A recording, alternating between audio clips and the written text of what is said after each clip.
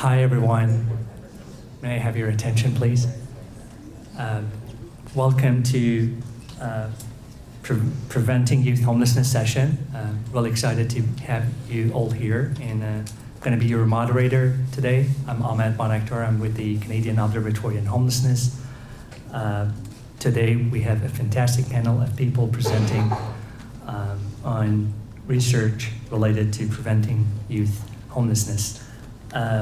Before getting started, I just wanted to invite all of us to pause, reflect, and acknowledge our presence on the traditional, ancestral, and unceded territories and lands of the Mi'kmaq people. With that, we're going to have like 3 presentations today, each one taking around 20 minutes, and then we'll leave some time at the end, around 30 minutes for questions and answers. This session is provided with live French translation. If you need French translation, there is going to be like kits available on the 5th floor if you need to pick up those headsets, so you should be fine. Thank you again, and welcome to Preventing Youth Homelessness. With that, I just want to introduce our first presenter. Nathan Okonta is a research associate on Black homelessness at the Canadian Observatory on Homelessness. Nathan has a master's degree in international and community development and is an alumnus of both York University and the University of Toronto. He has been in social development in Toronto for the past 20 years, developing post-incarceration programs for youth and young adults. Nathan has also been doing community research since 2005 on the issues of race, youth, and violence. Let's join me in welcoming Nathan to the podium. Thanks.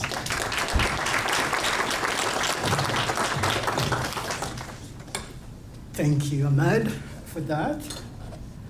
I appreciate the fact that you guys have elected to come here and to join us. So thank you very much for being here. As Ahmed said, I am Nathan Okonta. I am affiliated with the Canadian Observatory on Homelessness.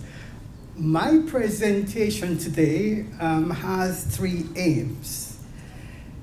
My intent with my presentation is to, 1, tell you what we have done with respect to the research that we have done, tell you why we have done it, the way we have done it, and then the second objective is to show you what it is that we have found from what it is that we have done.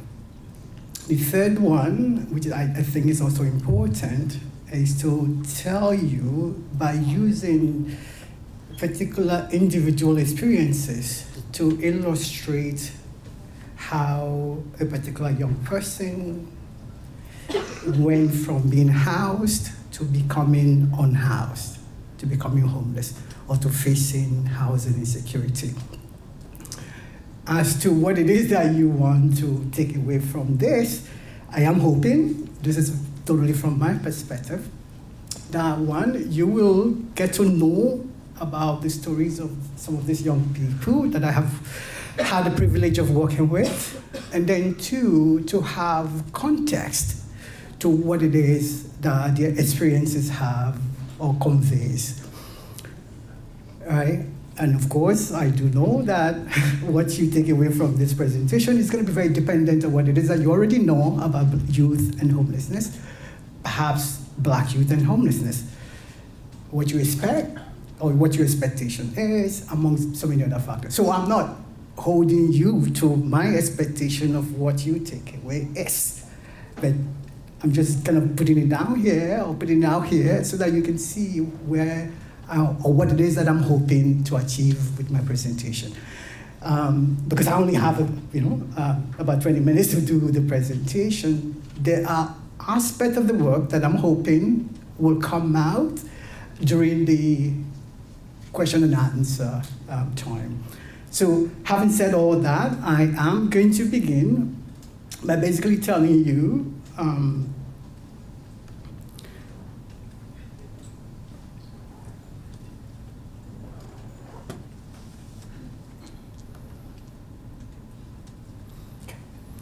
that in our work, we wanted to do something a bit different. We didn't want to have one short conversation or one short interview with young folks. We wanted to have conversations. We wanted to have conversations because that conversation will help us, one, to integrate the agenda of young folks themselves into the process of getting to know what their experiences have been. We wanted to use that to build relationships with young folks. We find, especially with working with Black young folks, that building relationship is very, very important to them. And this is demonstrated by the fact that in the first conversations that I had with them, they were very slow in getting to talk and give me more than one sentence answers. It wasn't, in most cases, until the second conversation that they could give me completed sentences that ran without me mediating it, without me asking them, they tell me more, right? So by the second conversation, by the third conversation, we're in full sync. And I think we were able to get richer data because of that type of approach.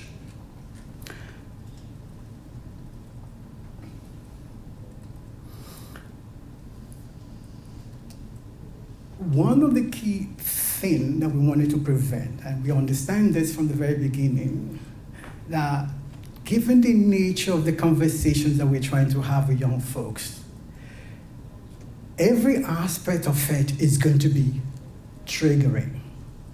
It wasn't just the conversations about their experiences, even the process of recruiting them was already a triggering process. So it was therefore very important to be, one, conversant with that and know how to deal with that. As you could see from this quotation here, that many of them were not, these are not issues or these are not conversations or discussions that they want to readily have, which is totally understandable because all the stories that they were telling me have negative emotional aspect to it. So asking them to relate that story back to me was in itself an emotional work that these young folks were doing. So it was very, very important, therefore, to be observant and pay attention to that, and to restrict as much as possible those negative repercussions, or possible negative repercussions. And this included the way I communicated with them, to be very conversant, and the power of words to trigger someone.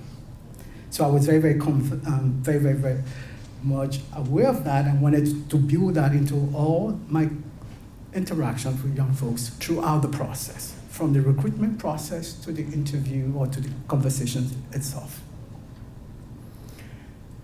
So having used this or using this approach, what did we do? Or how did this relate or translate to the number of conversations that we had? Getting into this, working with our community partners across 5 municipalities in Toronto, we were, for one, that trying to have more than one conversation with young folks in situations that we are looking at was going to be very difficult for obvious reasons. They have a busy life. They move across boundaries. They move across cities. They move across communities. Without rhyme or reason, other than the desire to do so. So there was that apprehension as to whether or not we were able to retain their attention beyond one conversation. But I'm happy to report that out of the 29 people that we have in our cohort, 17 of them were able to do 1, 2, 3 conversations with us. One did 4 conversations. Only only 6 of them had one conversation and they were out for various reasons. The 5 that had 2 conversations, I definitely tried to have one more conversation with them because I wanted it to move them to the 3 conversation category. So who is it that we spoke to? 14 of the individuals that we spoke to identified as female. Another 14 identified as male, 1 identified as transgender. Amongst the 29 young folks, 3 are currently in universities. 17 were born in Canada. 12 were born outside of Canada. And 1 experienced homelessness with his family.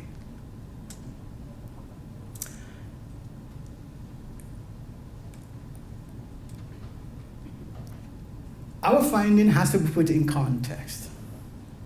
The 29 people that I spoke to, young folks, they were not randomized. So to the extent that this means anything, it is therefore important that I draw your attention to the fact these are all case sensitive or case centered. They may not have any reflection or any impact as to the overall picture of young people in homelessness. It might just be a description of their unique circumstances.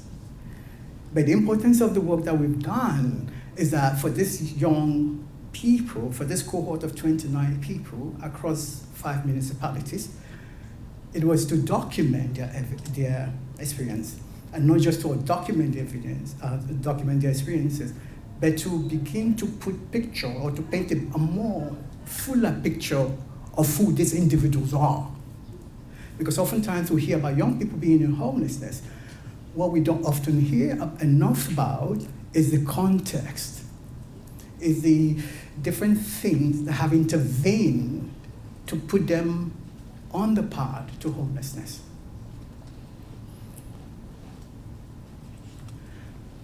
So it is important, therefore, to talk or to tell the stories. Because as one of the young folks told me, people might know already that youth get or become homeless. What they might not know are the reasons. And the reasons are as varied as the number of young people experiencing homelessness. There's never one story or one pathway to homelessness.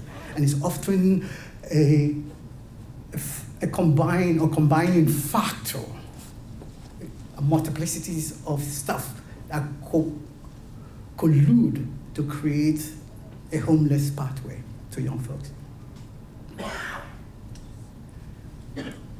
So what are the pathways that we found? We found families dealing with the demands of neuro-different young folks, people who couldn't deal with the implications of having children that have different demands, different needs. We also found that some of the young folks were new to Canada or just returning to Canada, right? And then, of course, there's that complicated family relations. And later on, my intent is to open up that, to complicate it more a bit.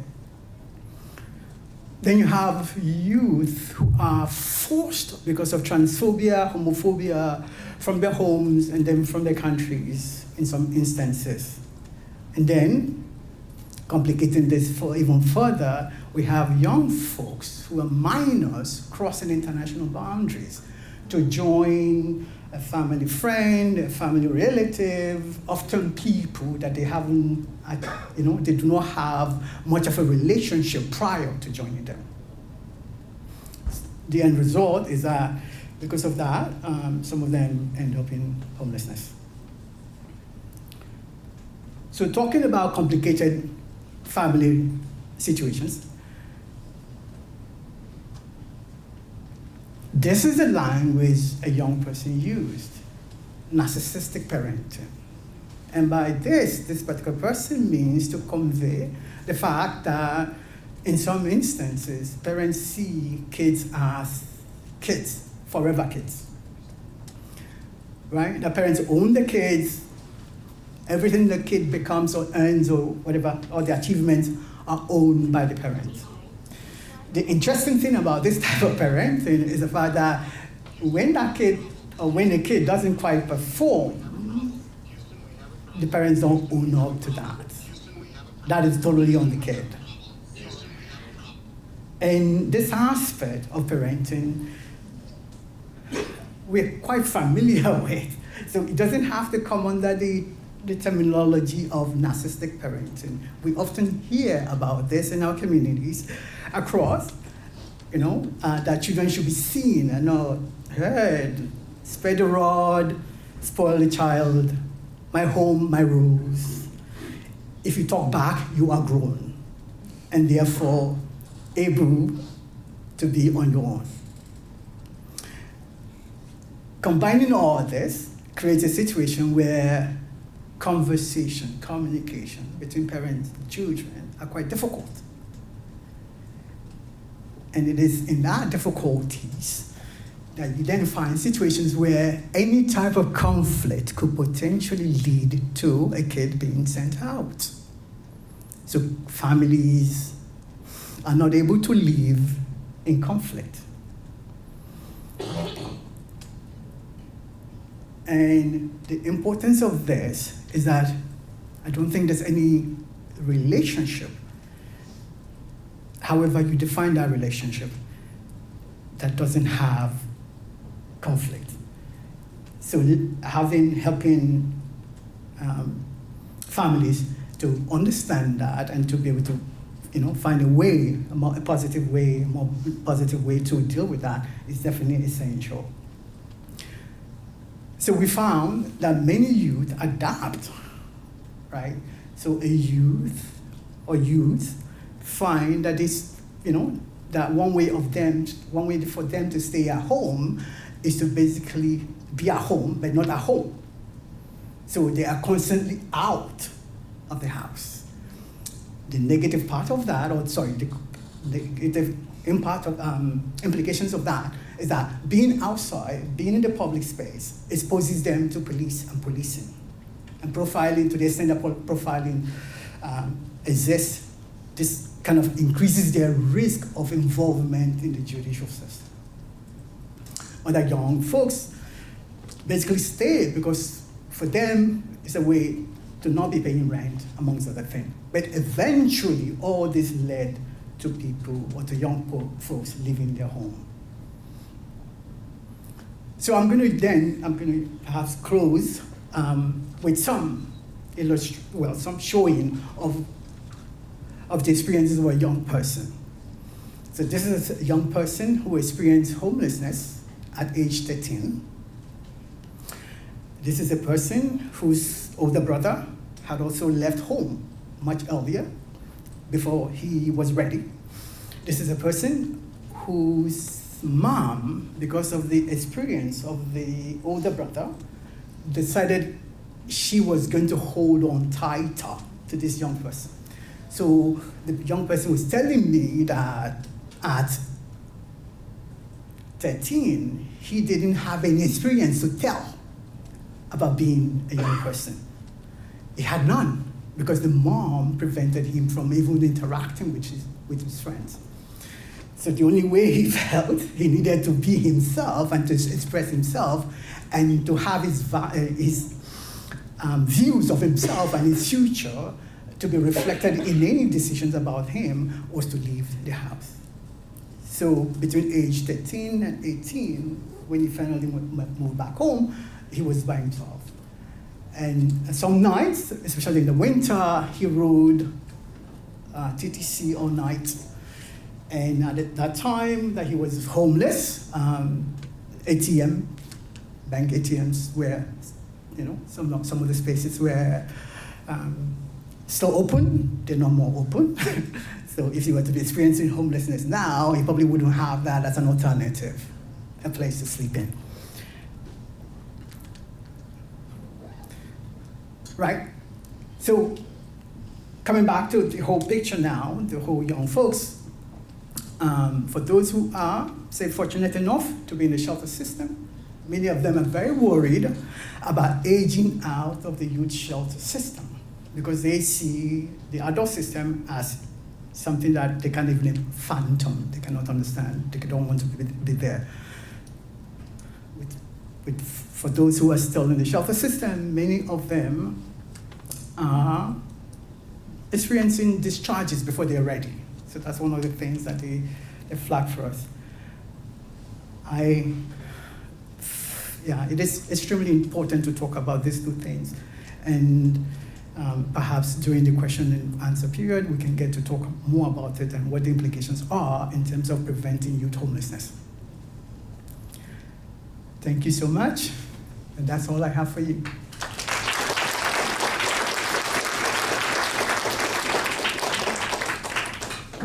Perfect timing. Okay, great presentation by Nathan Okunta, and not just because he's my colleague, but because Black youth homelessness has received less attention in research scholarship. So that was very eye-opening. Our next presentation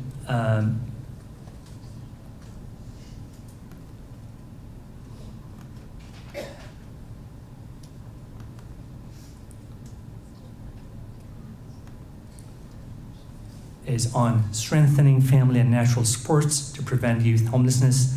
The presentation is going to be delivered by Oluwaseyi Samfan.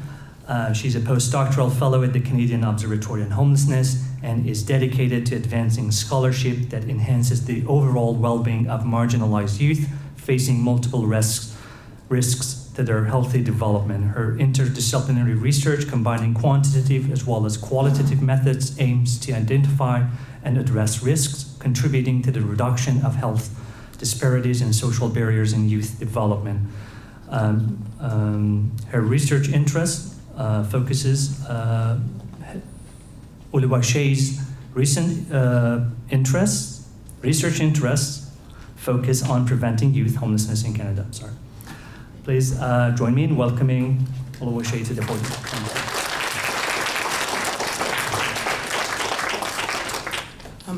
Hello, everyone. Thank you for coming today, and thank you, Ahmed. Yes, like Ahmed has said, my name is Seyi for short, and I'd like to acknowledge my co-authors. Ahmed is one, and Lauren were very present. So, the overview of this presentation, I'll talk about youth homelessness, and talk about the existing interventions for youth homelessness, and then go into the importance of prevention interventions, which is like the key. What we're doing today, my presentation is on prevention intervention, which is the family and natural support intervention, and then go briefly into the methods, what we did, and the participants, and also talk about our results, which are majorly preliminary at this point because data collection is still ongoing, and talk about what these results mean for policy and practice. Yeah. So why should we care about youth homelessness?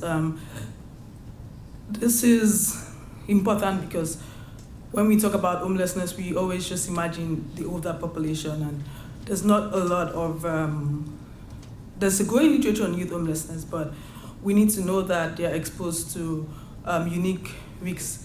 For instance, they are not used to independent living, and the risk factors associated with adult homelessness is different from young people. Also from a public health perspective, it's important that we focus on this population because they're also at risk to early entry into substance abuse and also other mental health challenges when they are on the street.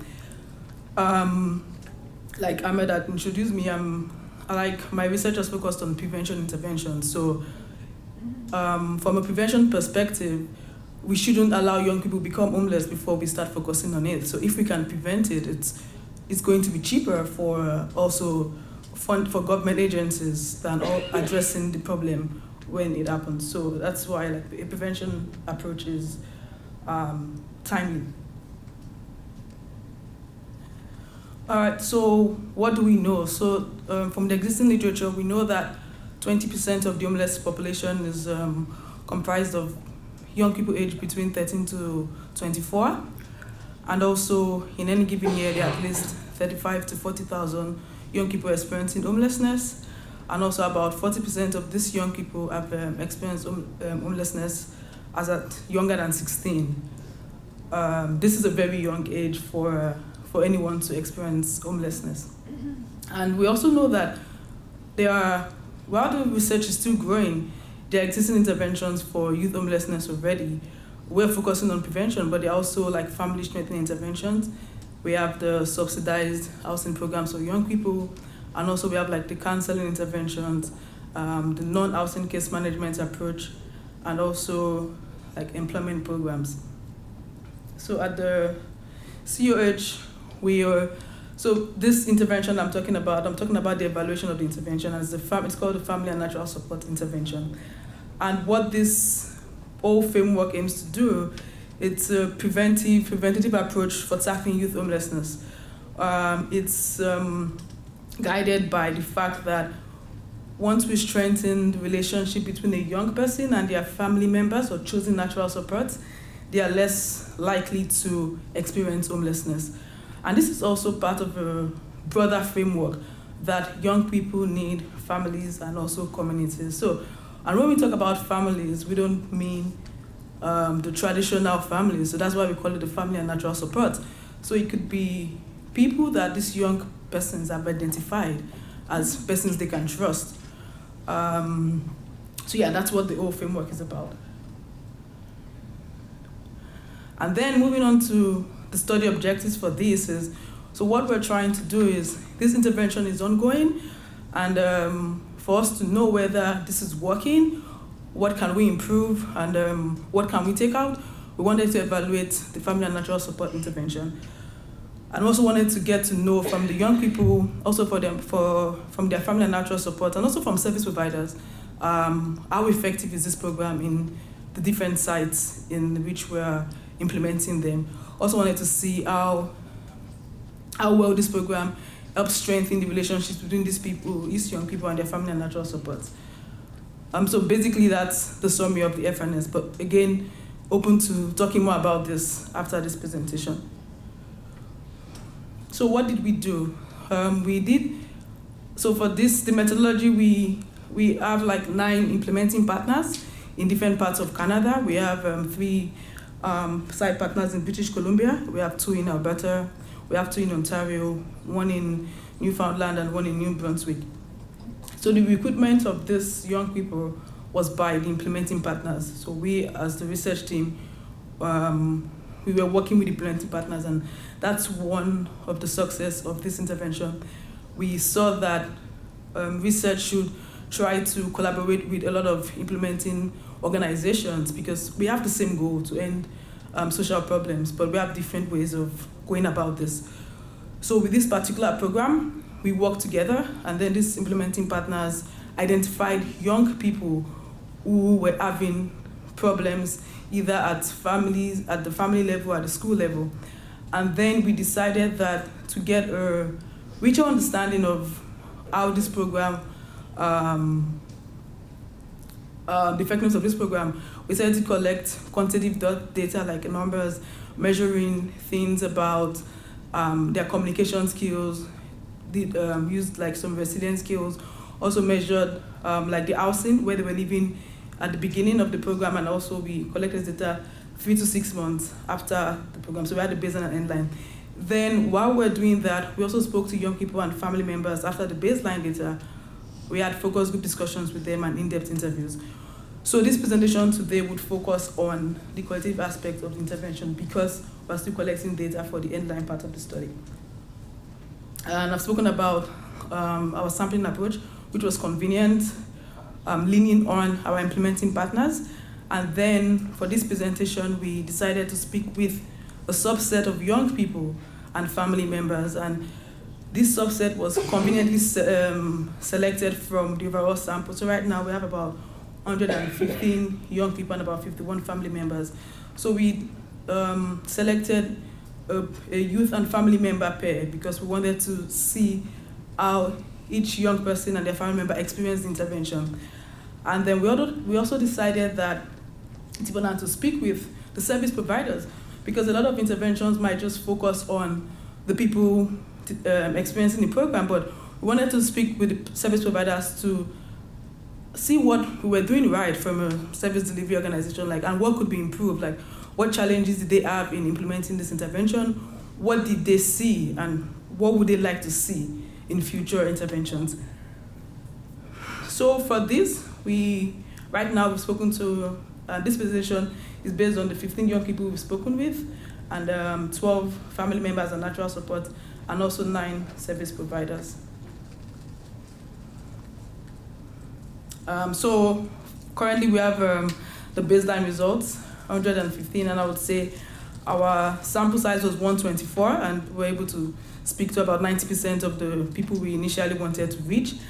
We're not lucky with the family members, which we had thought that it would be difficult to get in touch with young people, but we found that reaching family members was harder, and this is a result where we're not taking lightly. We're going to figure out and try to understand why. Because for the program to work in the future, we need to speak to both youths and their family and natural support.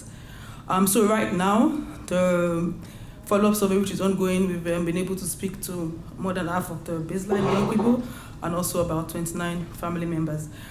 And I'm presenting this result from the baseline survey to show the living arrangement of the young people we have spoken with so far. So we see that about 30% of our sample living with their mother alone, and 25% are living somewhere else. So this somewhere else category, we put in people who are couch surfing, staying with friends, we put them together. But we have a category for those living with family members or another person. And then we have a category for people living with both parents, 17%, and just 4% of these young people living with their fathers alone. So in the baseline survey, we asked these young people the challenges they were facing before they got in contact with this intervention. So why did you decide to participate in the family and natural support program? And some of them had said that they were experiencing a lot of conflict in the family. So a key finding in this is a lot of young people found it difficult to communicate with their parents. And my co-presenter has said that I think it's the generational difference in parenting. Young people have expectations of how they want to be parented, and parents also have expectations of how they want to teach their kids. So communication was a big problem, and there was a lot of family conflict. Also, coping skills. Some young people didn't have, from the baseline survey, didn't have the life skills to communicate with both friends in school and also in the families. For instance, this young person said, me and my grandma fight a lot. You can see that's a gap, the generational gap, which could affect communication. And our communication is really bad. My home life doesn't feel as stable as I wish it were, and I wanted help. This is why they came into the program. So the themes from the results we have right now, one of the biggest findings we're seeing is the effect of effortness on strengthening relationships between young people and their family members or choosing natural support. So this young person was saying how being in this program and experiencing this program, that's being in touch with their caseworkers, receiving 3 to 4 counseling sessions, helped them improve the relationship with their mom.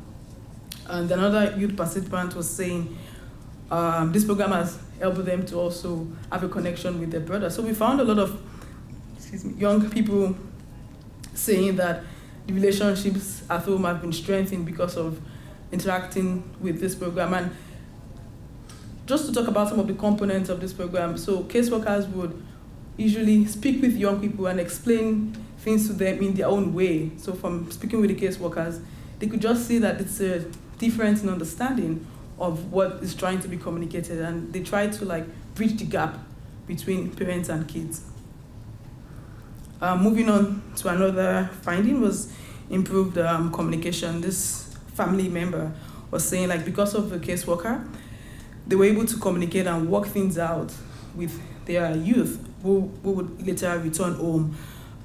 So something I need to say is that a lot of these youth have not experienced homelessness yet, but they were on a pathway to experiencing homelessness because of issues. So the overall goal is for them not to experience homelessness and reduce the amount of young people in shelters and go back home and fix issues they have with their parents or choosing natural support. So this family member was saying because they were able to communicate, this young person finally moved back home. And this other family member said having the caseworker present in the conversations helped to clarify the communication.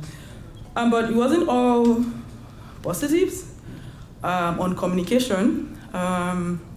This is another finding is there was a communication gap between the participants and some of the case workers. And this is something I was discussing with somebody in another session, is thinking about interventions and what we're doing to support young people and family members. We also need to think about sustaining these interventions.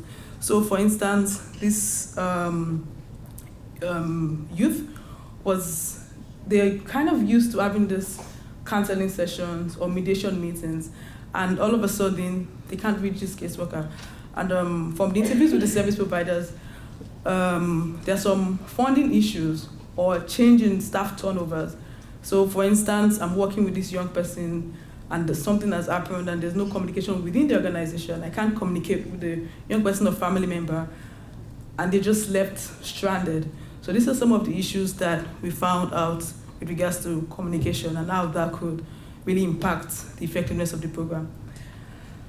And a big one was program termination. So in one of our sites, the program is going to an end, and of course, this young person doesn't want this to happen, and they're kind of in a situation like, how do we move on? But from a service provider perspective, the aim is they equip these young people and family members to be able to sort out issues by themselves, but there's a gap between how long these young people feel they need the help and how long we also feel we need to keep supporting them.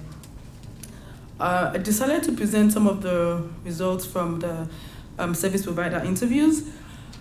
And something that was recurring in all of the themes was how we measure success in programs and evaluations like this. So for us sitting here, what would be a successful FNS intervention? And we also need to understand that the problems each young people present are unique problems. So a family having a minor communication problem might need 6 counseling sessions, but some people might have deeper issues in their families, and the support needs to be a bit longer, and our current intervention is 1 year. So how do we measure the success of the program in such a short time?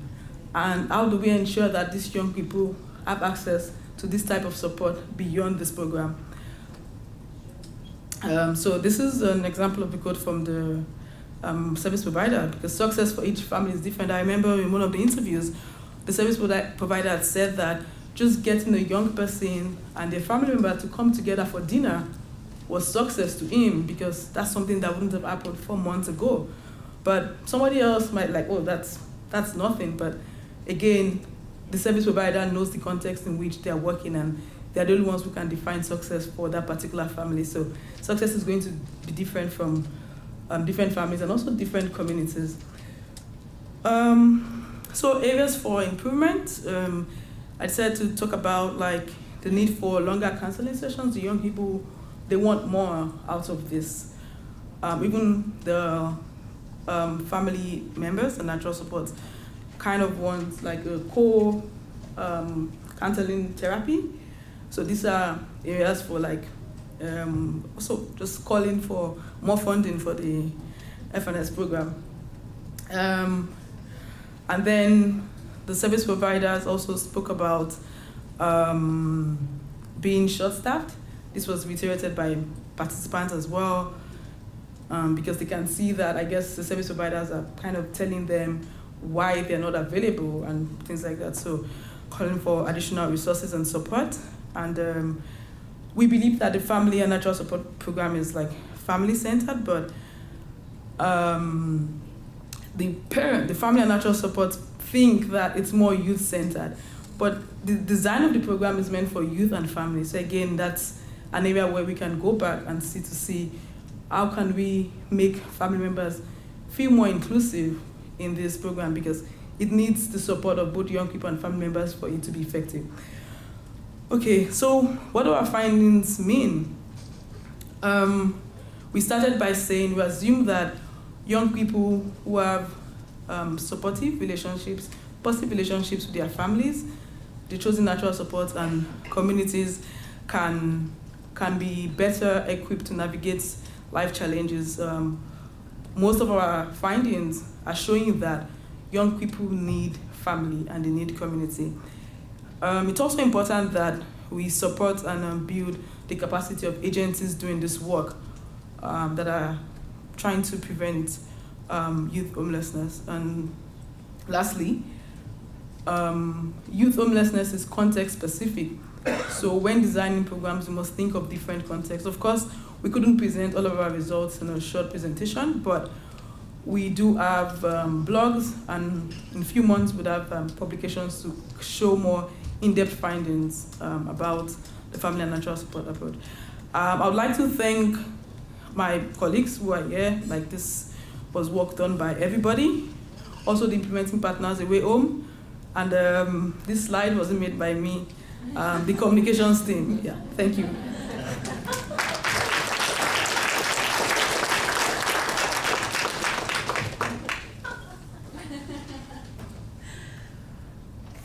Thank you everyone, and thank you Shay for presenting on such a great and timely topic, because I think it speaks to the importance of family and natural supports and the need to include this important element in any conversation that centers around youth homelessness prevention. With that, we're going to have our third presentation. I'm gonna introduce our co-presenters, Atharina David and Brianna Boucher. Atharina is a lead research assistant at the Canadian Observatory on Homelessness. They worked on the Housing First for Youth demonstration project in Ottawa and supported the Aftercare research project. Atharina previously worked at the Youth Service Bureau of Ottawa and spent a number of years supporting youth experiencing homelessness and housing instability.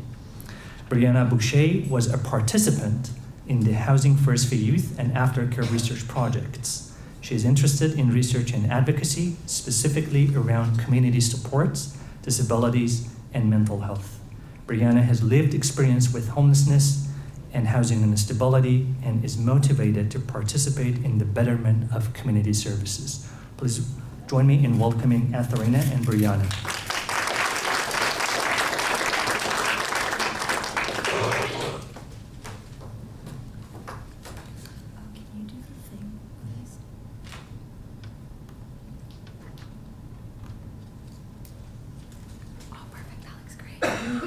Okay, oh my gosh, folks, I'm so excited because stuff that we're gonna say here is gonna tie in so beautifully to the previous presentation. So again, really excited. Okay, so I'm so excited to be here to talk to you folks about the Aftercare Support pilot program. A little bit about us first. So Making the Shift is a demonstration lab that is all about youth homelessness prevention. It is co-led by Away Home Canada and the Canadian Observatory on Homelessness. So I know what you're all wondering. What is Aftercare? What does it mean? What, like, how, who, what? So I'm here to tell you all about that. It is a post-program support that allows young people to stay connected based on their needs and desires. It's a lot less intensive than case management, so it's supposed to be very light touch and goes beyond housing first. So with the skills and stuff that kind of comes afterwards. And so in terms of activities, it can really vary, again, depending on the needs of the youth. So we could do, employment stuff, like budgeting, groceries, things like that, meal prep, how do I do this, how do I do that? So it really is about helping youth with their own goals and going at their own pace. I also have a youth definition. The youth created their own definition of aftercare. So they called it extra assistance needed for individuals recently exiting a more intensive program. It's there to make that transition to normal life easier. So our main goal was to identify the critical components of the aftercare model and how to deliver it and how to implement the model effectively. So our focus was on youth ages 18 to 27 who recently graduated from the Housing First for Youth program in Ottawa. So they had to fulfill the following criteria, which is having been in Housing First for at least a year, transitioning out of or already out of the Housing First program, and then no longer receiving intensive supports.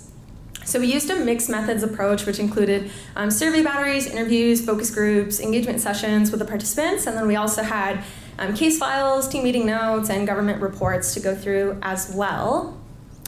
And I know, we all love some numbers, so I have some demographics up here, but things to note that might be of interest is that 75% of the youth did identify as LGBTQS+, and then 41.6, which is 5 of the youth, identified as Black or African Canadian. So over here, we have a very beautiful list of all the amazing things that youth were able to do with the aftercare worker. So there's a lot of stuff on there. It, again, is so variable. It's so different. It really just depended on, where the youth was at, what they needed, what were their goals. So it went, again, all the way from like sexual health advice to like managing sobriety to moving again, cleaning, all of this stuff. And beyond all of this, youth actually identified more things that would have been helpful. So as you can see, the previous list, a lot of stuff, but youth were like, there's even more stuff that we could have done. So it really is, sky's the limit, up to the imagination, and very, again, tailored to the needs of the youth. And so all of that looks very different. I'm also very, very excited to have Brianna with me. Brianna was a youth, again, from the intro, who was in the Housing First for Youth program, and then was in the Aftercare pilot program. And she's here to tell you a little bit about her experience. So here we go.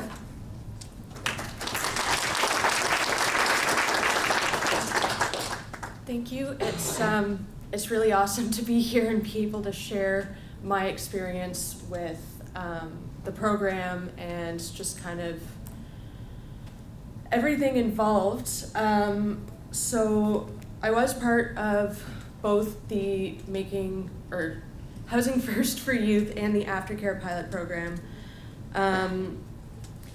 It was a lot.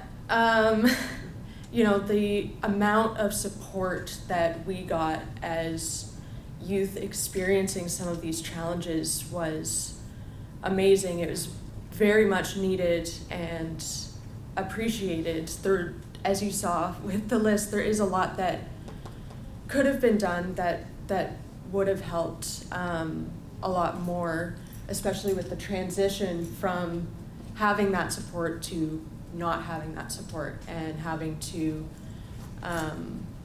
just kind of manage everything on your own and be more successful as an individual, as an adult.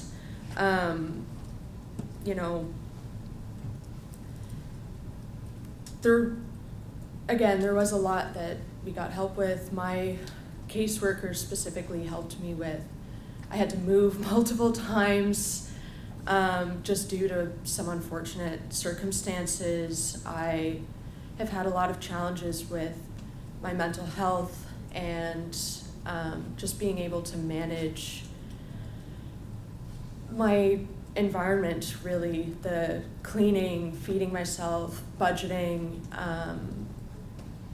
being able to work. It can be a lot, and especially as you're getting older, there's a lot of shame, and you kind of feel like you're a burden when you're in this position and you're needing the help and you're seeking the help, especially for people like me, where you've grown up in a difficult environment and you're made to feel like a burden to your family and the people around you. And so you get to a point where you have your workers and the people trying to support you, and it becomes really hard to ask for help when you need it. Especially for me, I felt like there's a lot of people that have it worse than I do. There's a lot of people that could use the support more than I can. And a lot of the time I felt like, really, like, who am I to ask for this much support? Why should I be able to get all of this help when other people might need it more? And, you know, as I've gotten older, I've been part of these programs for years now, since I was, I think, 20-ish.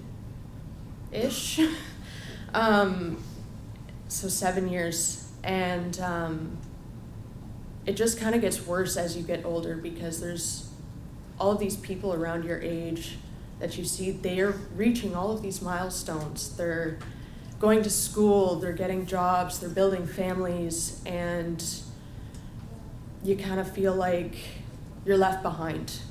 And it's less acceptable for you to be in this situation. It's less acceptable for you to not have the experiences and the abilities of the people around you. You know, like, I personally still struggle with keeping up a routine and cleaning and all of that. And it's embarrassing, really. And, you know, trying to get a job, employers are looking at your resume and your experiences, and they're like, well, you're 26 now, why don't you have these experiences? Why don't you have these abilities? And it gives you a disadvantage moving forward. And so what this program really did is it's helping us build those skills and be able to move forward and work through all of that. I think that some of the things that really would have helped a lot is, because it's difficult to ask for help, offering maybe kind of a list of what is available, so that we can look at it and we don't have to try and think of, well, what do I need and what is offered, because as a youth you don't know what's there.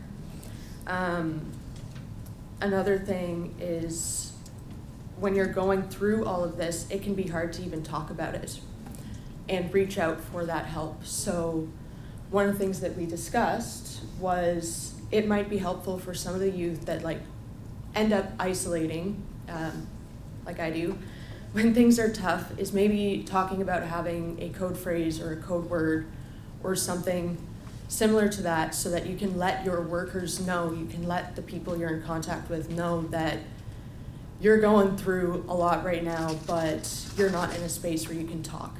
And that way the youth doesn't have to feel pressured, and the workers know that, okay, they're dealing with some stuff, but they're safe and they're managing. So again, I would just like to thank everyone that's involved and thank all of you for being here and being interested. It's very much appreciated, and I believe that there's a lot of really good work being done, and I look forward to seeing what comes of all of this and how the programs evolve.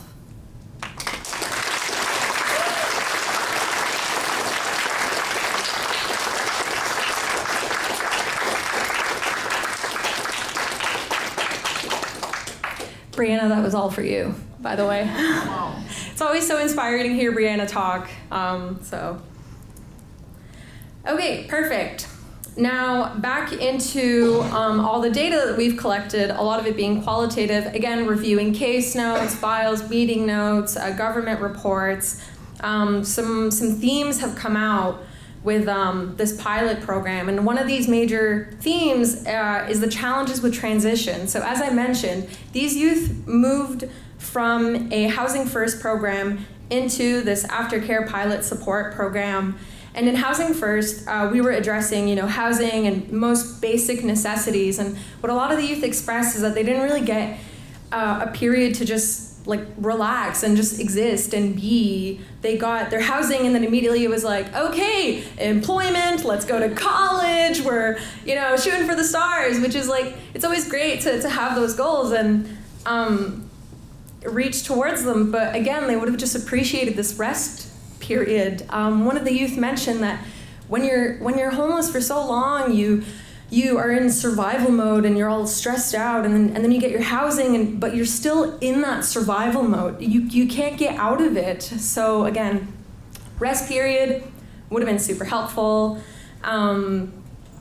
Also, after housing, the stress is still there. So participants mentioned that immediately after getting housing, bills were the next big stressor. It was okay, how do I pay my bills? How can I afford this stuff? So there was a rush to sort of get these paid, and that's why we might be jumping into employment or college right away.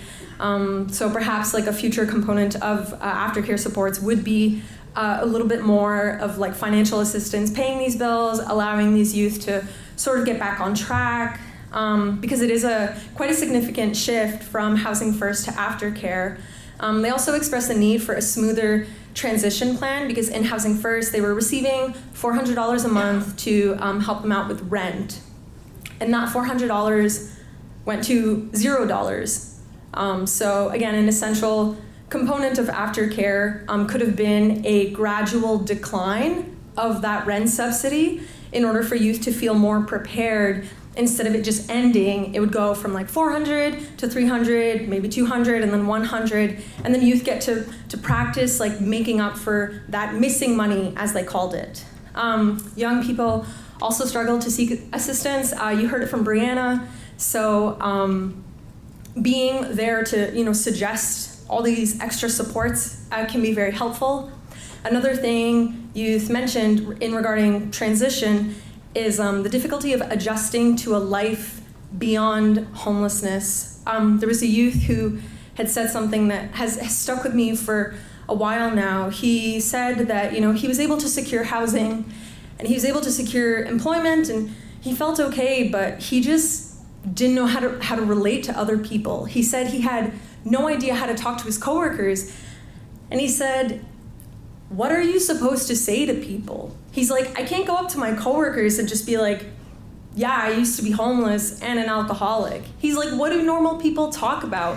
What am I supposed to say in front of everyone? So a lot of youth kind of expressed similar feelings of I can't really adjust to my community. How do I talk to peers?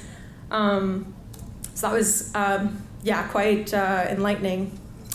Another major theme that came up is the importance of relationships. So this is not really news to you folks, but the relationship with the worker is so important. And the aftercare worker, Mandy, played a lot of roles for people. She was, the mom, the mentor, the sister, the whatever for some people, right? She played a lot of different roles for people, and she really helped build these beautiful, strong relationships. And for a lot of youth, she felt like the right support person. The youth had also mentioned that there was potential for peer support, but they felt like that needed to come a lot later, that there was still stuff that needed to be worked on, but then there was still benefit or potential for peer support. What Mandy also did was allow space for youth to respond to their own issues. They would text her, and if it wasn't a crisis, she would sort of give them space to troubleshoot on their own, figure out their issues, and then she would come back in later and say, hey, what'd you end up doing about that? And she became this sounding board and a safe space for reassurance for youth. Beyond that, again, this is nothing new, but transition stress. A lot of youth were really, really stressed out when it came to switching workers. Even when it came to switching research assistants, it's really difficult when someone knows your story, has worked with you for so long, and then they just up and disappear and someone else takes their place. So it's really difficult to adjust to that. This is also nothing new. Mental health challenges a huge, huge theme that came up. Half of our youth would not exactly fit under the stable criteria that folks would regularly establish. For those who did not fit the stable criteria, mental health challenges were the common denominator, and this impacted their education, their employment, their housing. They weren't really able to keep a job. Housing had to switch around here and there. And so there is a need for more intensive interventions that aren't time limited. This isn't to say that the youth did not receive mental health supports.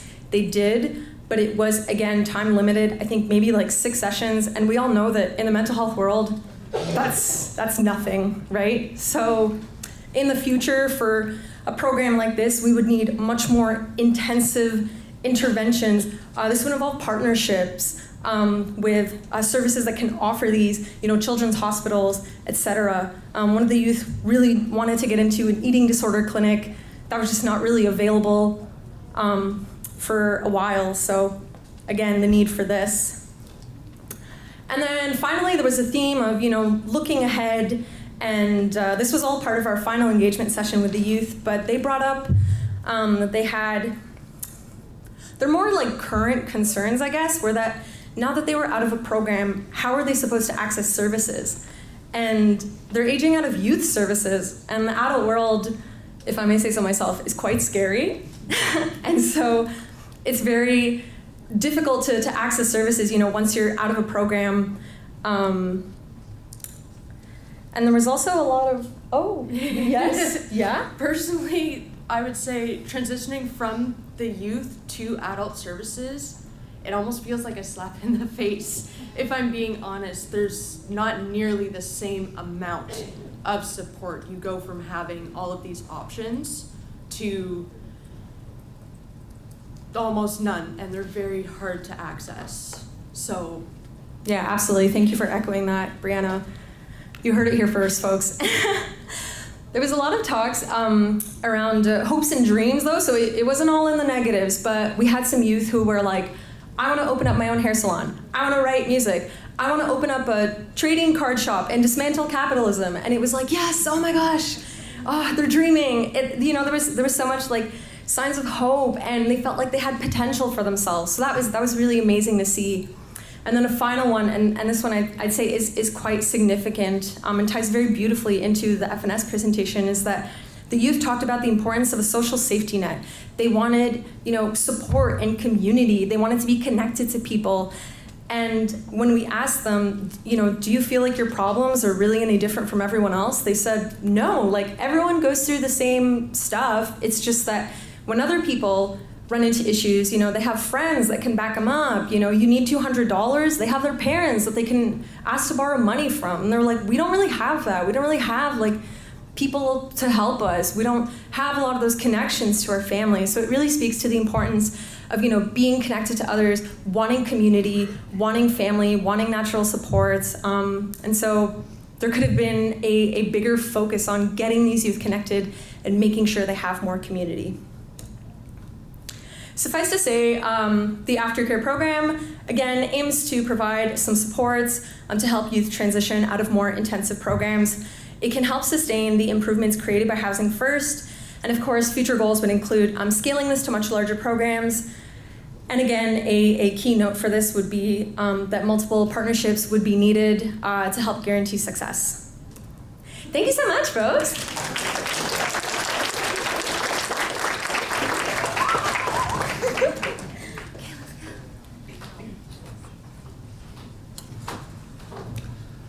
Great, insightful presentation by Atharina and Brianna. On behalf of the COH, I should thank you, Brianna, for taking the time to share your personal story. I know it takes a lot, to share your story, and of course, it added another layer to this important body of research. So with that, I just want to open up the floor for questions. There is a microphone over there, so if there is any question, please raise your hand so I could grab the mic and get it to you.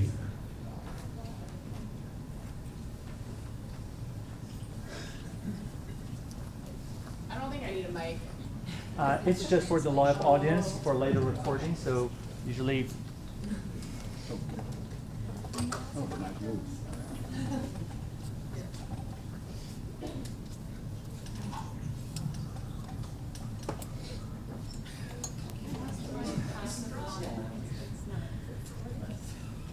It's not, but I hope.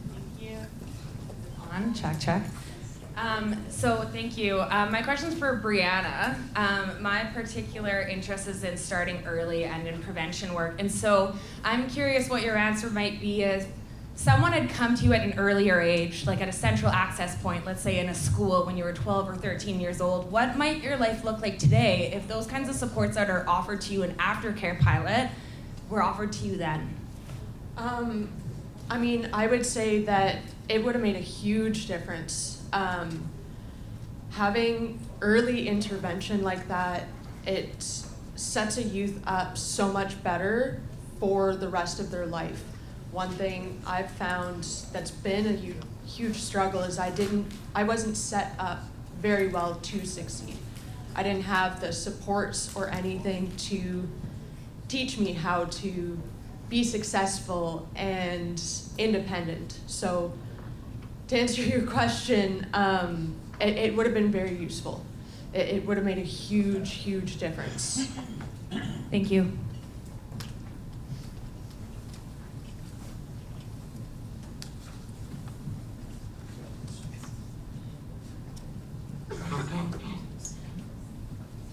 And this question also is for you, Brianna. And I ask it because particularly interested in how to improve, we provide services to young people as well, how to improve that transition from sort of very staffed programs. And I really appreciate your vulnerability in sharing about those emotions. The challenge we have, or certainly in my experience that we have with young people, is their desire to be independent and to leave all those services behind because now they're grown, and yet we know that without supports they end up coming back into the systems. And so how do you bridge that need for supports that you talk about, but yet at the same time young people sometimes don't actually want that support? And what can we do better or differently to maybe encourage that a little bit more? Because you've talked about the need for it. Yeah. So funny enough, this is actually something that me and Atharina had talked about last week for the program and moving forward. I think because it's something that everybody in the situation wants, but it's difficult for timing, funding, all of that kind of stuff. The transition, I believe the best way to do that transition would be to have check-ins where you talk about where the person feels they are, the skills that they feel they need to become independent, and talk about how you can support those goals. So pretty much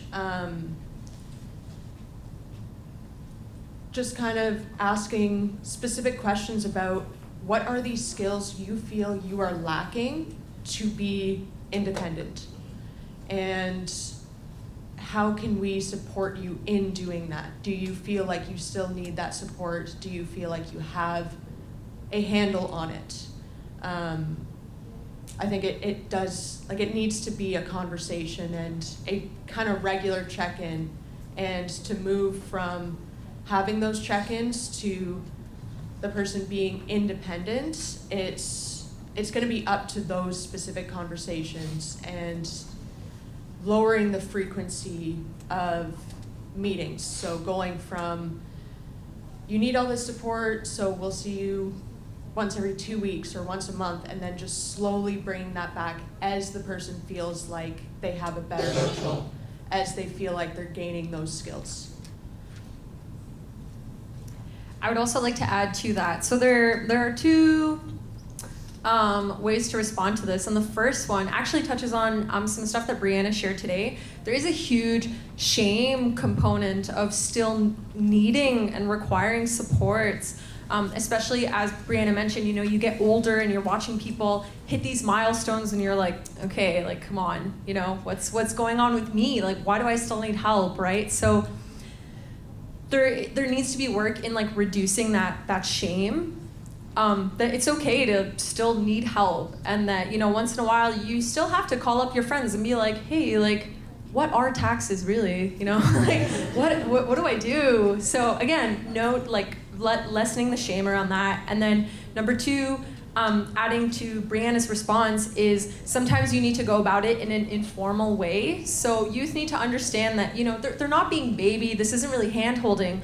What our worker did a lot with youth was that she would just like take them out to eat. And that was a great way for her to just find out, what was going on, because conversation starts to flow and people say, oh yeah, you know what, like my toddler is actually really struggling with this and I can't really find daycare and da-da-da-da, and like that's where things, start to get flowing. So again, those sort of more informal check-ins where you're just like, let's go to Tim Hortons, let's have a coffee, chat, and then you kind of see where the person's at. And again, very informally, you suggest, you're like, oh, well, like, do you need help with that? Because there's like so-and-so program and we could just check them out if you want. So that sort of like helps bring it all together. Yeah, great question. Thank you. We have another question. So I had brought up this question in the previous session before about third spaces, because for some very odd reason I'm very curious about that. So this is a question for everyone on the panel. I'm curious as to how you interviewed, especially for the one that had to do with family, whether they brought up the term third spaces. So by third spaces, I mean a place besides your home and your place of work, that is school or whatever. That kind of place where only the youth or only like a specific group of people can meet outside of social media. Because let's be very honest, social media is not the best place to call a third space because you're technically still either at home or in school. So there is not that escape enough or in-person interaction. So I want to find out whether anything like third spaces came up with the people you interviewed, and if it did, was it helpful? Was it detrimental? How did it impact them? What did they think? Did they feel more comfortable? Did it help you understand what you're looking at? And did it also help with the transition as well? Because if you're in a room full of people with the same experiences or in the same age group, I feel like it's a lot better. But I'm generally curious as to what your participants had to say about that. Thank you. Thank you very much. Please just that one at the end. Yeah. Thank you very much for that question. So, in reading all of the transcripts, like third space specifically, like that word didn't come out, but with the service providers, like, so the FNS program is kind of a unique program. So it's not a group-based program. So the caseworker is working with a young person and the family and natural support. But we had a question for like how, if there were any contextual factors that affected like the program. And I remember one of the service providers I spoke with said that one of the young persons didn't want to come to the shelter because something relating to shame, but then they decided to meet the young person in the park, and they would meet this young person in different spaces.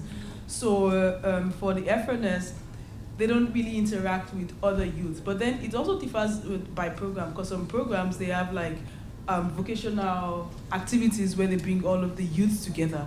So, but that's something that we could explore further, like, okay, if these youths are together, how do they feel like being together and having maybe similar challenges?